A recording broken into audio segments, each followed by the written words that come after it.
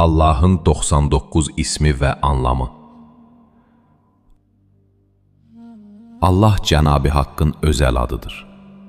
Rəhman, dünyaya, hamıya rəhm edən, acıyan. Rəhim, axirətdə möminlərə rəhmət edən.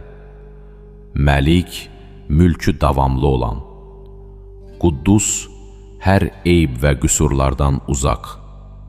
Səlam, salamətlik verən. Mumin, əmin-amanlıq verən. Muheymin, həmişəlik hamıya himayəlik edən. Əziz, məğlubiyyət bilməyən güclü və tək qalib. Cəbbar, hər yerə hökm edən. Mütəkəbbir, böyüklükdə bənzəri olmayan. Xaliq, yoxdan var edən.